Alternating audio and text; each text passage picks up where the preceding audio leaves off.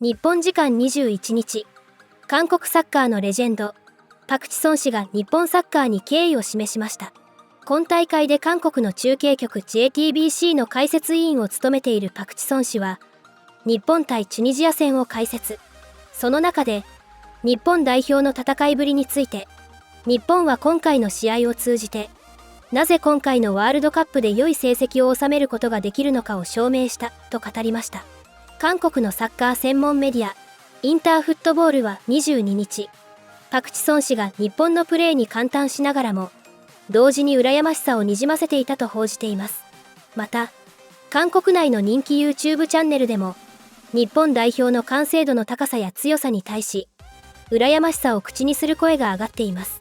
これらの模様を日本語字幕付きでご紹介します。일본 축구대표팀이 2026 북중미 월드컵 조별리그에서 튀니지를 4대0으로 완파한 가운데 박지성 JTBC 해설위원이 현재 전력은 일본이 한국보다 앞서 있다고 평가했습니다. 모리아스 하지메 감독이 이끄는 일본은 지난 21일 튀니지와의 F조 2차전에서 4골을 몰아치며 승리했습니다.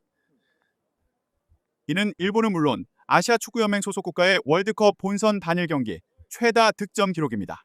한국이 A조에서 2위, 일본이 F조 1위로 32강에 올라 나란히 승전골을 울린다면 16강에서 한일전이 성사될 수도 있습니다. 박 해설위원은 한국과 일본의 전력을 비교하며 현재로 놓고 보면 일본이 앞서 있는 건 맞다고 밝혔습니다.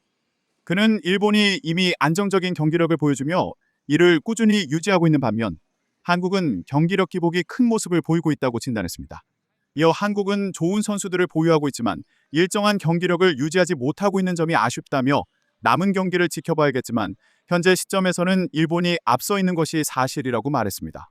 월드컵 우승이라는 큰 목표를 내세운 일본은 미토마 가오루, 구보 다케우사, 엔도 와타루 등 핵심 선수들이 부상으로 빠진 상황에서도 흔들림 없는 경기력을 선보였습니다. 전반 4분도 채 되지 않아 가마다 다이치가 선제골을 터뜨리며 기선을 제압했고 이후에도 공격력을 앞세워 대승을 거뒀습니다. 박 해설위원은 일본의 경쟁력에 대해 평가전부터 다양한 선수들에게 기회를 부여하며 지속적으로 감독이 원하는 축구를 구현할 수 있도록 꾸준히 준비해왔다며 결국 월드컵을 오면서도 부상으로 낙마하는 선수들이 발생해도 경기력을 유지할 수 있는 가장 큰 원인이라고 평가했습니다. 저는 한 가지 부러운 거는 뭐 일본의 시스템도 부럽고 뭐 일본이 이렇게 축구를 하고 막 이런 거 다 부러운데 저는 일본 선수들의 그냥 기본적인 이 자신감이 많이 부럽습니다.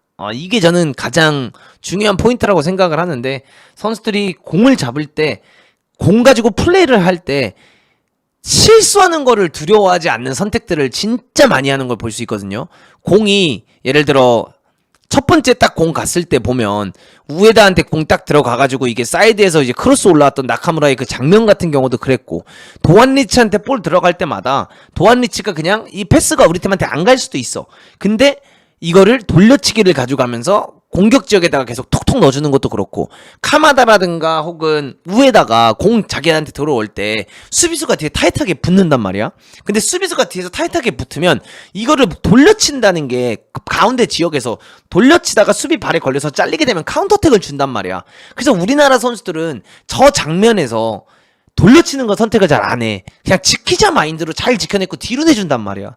근데 일본 애들은 진짜 어느 지역이든 상관없이 이게 미드필드 지역이든 공격 지역이든 수비 지역이든 이거와 상관없이 그 돌려쳤을 때 우리한테 유리한 이점이 나올 것 같다라는 생각이 들면 돌려쳐요. 이게 진짜 그러니까 선수들도 약간 이거야. 자기가 이 상황에서 이 선택이 맞다고 생각하면 자기가 뺏기는 한이 있더라도 그 선택을 해. 일본 애들이.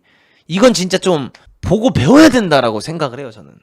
이거는 진짜 우리나라 선수들이 실력을 보고 배울 게 아니라 이 정신력은 어렸을 때부터 진짜 우리나라 선수들이 지금 대표팀도 난 비슷한 마인드지만 진짜 우리가 이건 좀 바뀌어야 돼.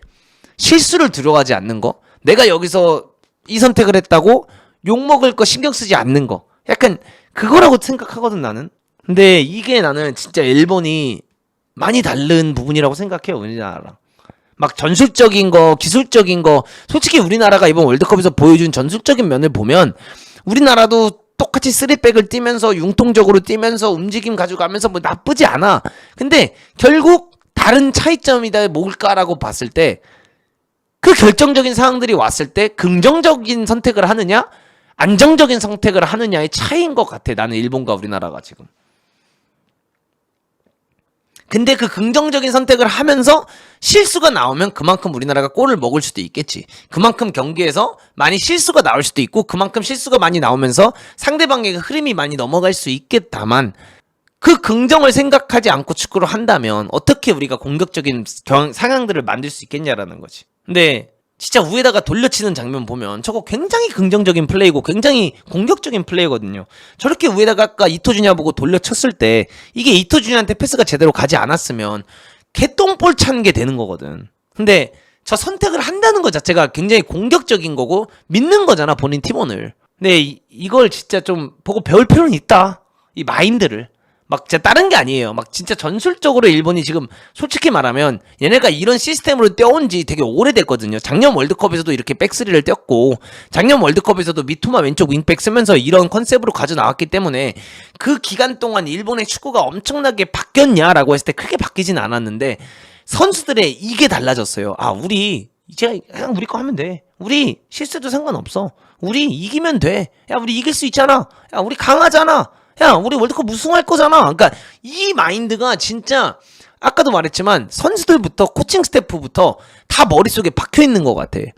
네덜란드한테 1대0으로 지고 있다가 1대1이 되고 2대1로 지고 있다가 2대2가 됐는데도 네덜란드를 이기지 못해서 아쉬워하잖아. 네덜란드랑 비겼다. 와, 다행이다. 야, 우리 네덜란드랑 어떻게 비겼어가 아니야. 아, 이길 수 있었던 경기인데 네덜란드랑 이기지 못한 거야. 아쉽다. 이 마인드가 다르다고 난 생각하거든. 이게 거스 히딩크의 마인드 아니야. 이게 거스 히딩크가 16강에 올라가 놓고 8강 경기 보러 가는 거잖아. 난 그거라고 생각해. 기술적으로 우리나라 선수들이 일본에 비해 딸리냐 안 딸리냐? 딸리는 부분도 있긴 있지. 딸리는 부분도 있긴 있는데 난 가장 많이 딸리는 부분이 멘탈리티적인 부분이라고 봐요. 위닝 멘탈리티. 진짜 위닝 멘탈리티가 나는 너무나도 다르다라고 생각이 들어서 부러우면서도 이건 아까도 제가 말했던 것처럼 문화적인 거라 아, 이게 진짜 우리나라에서 쉽게 고쳐질까라고 했을 때 전 어렵다고 보거든요. 진짜 어렸을 때부터 안정적으로 해라. 실수하지 말아라. 너가 거기서 왜 그걸 하려고 드냐. 그냥 쉽게 해라. 이런 거로 배워오던 선수들이 국가대표에 가고 해외에 진출을 하고 그런데 진출하면 또 이제 팬들의 뭔가 그런 관심을 받게 되고 기대치가 올라가게 되면서 더 실수하기 싫어지는 환경이 나는 조성이 된다고 보거든. 그러니까 이게 참 문화적인 것도 저는 영향이 있어서 어렵다고 봐요. 이거 바꾸는 건 진짜 어렵다고 보는데 이걸 바꿔야 우리나라가 강국이 될 수 있고 이걸 바꿔내야지만 우리나라가 진짜 원정 16강, 원정 8강, 원정 4강을 생각할 수 있다고 보거든요. 이제 일본이 막 공격 자원들도 막 화려하고 막 그런 것보다 얘네는 미들라인의 이 영리함, 침투. 근데 이게 무서운 건 누가 나와도 똑같아요. 이게 무서운 겁니다. 그러니까 이게 오늘 사도카이슈랑 카마다랑 이토주냐랑 미들라인을 만들었잖아요. 근데 어쩔 때는 그냥 원래 주전 선수 미나미노가 나와도 똑같고요. 미토마가 나와도 똑같고 쿠보가 나와도 똑같습니다. 다나카오가 나와도 똑같고 누가 나와도 똑같아요. 이거는 얘네가 20년 전부터 그때도 이 말 나왔습니다. 똑같은 시스템이고 축구가 완전 다르진 않아요. 중심은 똑같아요. 어릴 때부터 그런 선수들이 똑같은 시스템에 익숙해서 올라오기 시작하니까 성인 대표팀으로 왔을 때 그 축구를 구현을 해내는 거죠. 옛날에야 이제 전술적인 조직력이 좀 약하고 이런 축구를 하고 싶은데 선수들의 개인 역량도 조금 딸리고 그러니까 이제 에이 니들이 뭔데 그런 거래 막 이랬는데 하다 보니 선수들의 개인 기량도 올라왔고 시스템은 오랜 시간 동안 이게 유지가 되면서 다 가다듬어졌고 근데 이 시스템에서 선수들이 다 똑같이 뛰니까 그 움직임에 대한 이해가 높아서 1번 옵션이 나가도 2번 옵션이 나가도 3번 옵션이 들어와도 똑같은 거래요. 물론 이제 뭐 일본이 완벽하진 않죠, 당연히. 피지컬적인 부분이나 힘적인 부분이 부족한 건 있어요.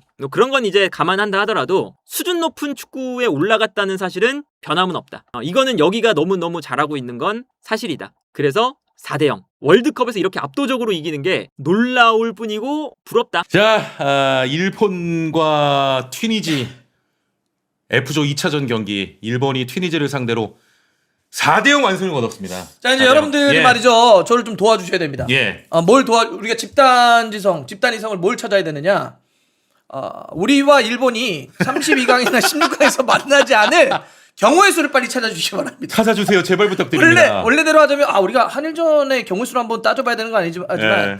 만나지 않을 경우의 수가 필요하다. 존나 잘합니다. 그 얘기는 지금 너무 잘한다는 거예요. 예. 일본 와, 나 진짜 이렇게까지. 아 솔직히 인정하고 싶진 않은데 이 경기에서 그냥 드러났습니다. 잘합니다 일본. 아니, 그러니까 일본 잘하는 거 다 알잖아. 예. 국대도 일본 잘하고 제1위 프로팀들도 잘해. 뭐 알고 있었어. 네. 그리고 이번 대회 앞두고도 잘한다 했으니까. 그걸 막상 근데 눈앞에서 이렇게 보니까 아, 잘하네.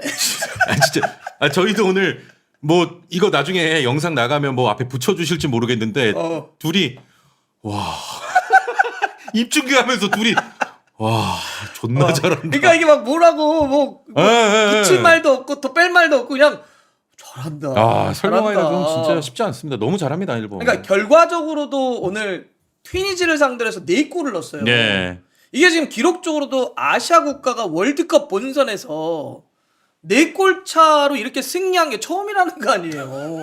내용적으로도 결과적으로도 압살을 해버립니다. 예. 아, 그러면서 어떤 느낌 받았냐면 아 네덜란드와 2대2로 비긴 게 그냥 운이 아니구나. 실력이구나를 이번 경기에서 진짜 느꼈어요. 아 오케이. 말 나온 김에 그럼 보자. 예. 그 네덜란드와 1대1로 비겼잖아. 네. 비긴 다음에 쿠만이 여기인지 전인지 비긴 다음에인지 그 이야기했던 건데 한번 보여주세요. 뭐라 그랬냐면 만약에 일본을 과소평가하고 있다면 그것은 그 질문한 여러분들의 문제입니다.